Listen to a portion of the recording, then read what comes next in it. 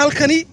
waa meesha qurunka iyo qarmuunka iyo badda iyo roobki iyo meesha isku yimaadeen way waana wadadii labaad ee Saylac waa halka laga soo galayay waa xaafadaha yuhdoodii bartamoogi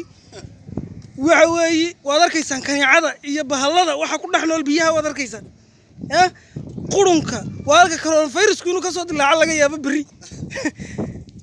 in ummadda laga badbaadiyay ahayd halka intuu la iska dhaafay oo qalabkii dawladda hoose dhaafeen ayaa meel aanan u baahnayn oo wadadii caalami oo iska angagsan lagu shubay camudi oo dadkii laga angajinaya halkii u baahnayd ee quruntayna balay ku fiirso waxba kama qabanana leey halkiina waxba kama qabanayna leey ilaahay baa nigu dhaarshay mayaanay cadaalad daraahin halkaas fayraska maayarka waxaan u sheegaynaa mar hadduu isku rogooyinka soo saaray uu mahadsan yahay baaladii xareysnaa markii hore hadduu soo saaray uu mahadsan yahay laakiin meeshan fayrasku ka dilaacayaa keeno baalada ee magaalada dhexdeedii cabdirasaaq ma laba kalmadood baa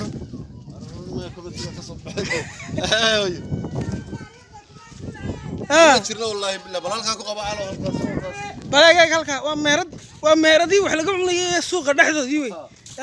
cudur baa mar dhow inuu ka dilaaca laga yaabo wallahi billahi tan iyo kaniico wallahi billah iyo fayrus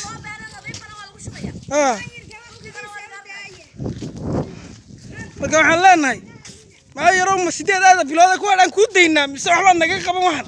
ay ma sideedaada bilood baan ilaahay iska samirnaayo nidhanaa maxay ahayd ha dhamaystay iska daaya wuxuu doonaa sameeyay mise waxbaad ka qaban oo bulshadan waxbaad u qaban anu inta ma ku leeyahay gudoomiye dadkan wax u qabo cudurradan meesha ka dilaacaya jeermiskan aanu yeedhanayna wax naga qabo ka qabo بالله التوفيق. السلام عليكم ورحمة الله وبركاته.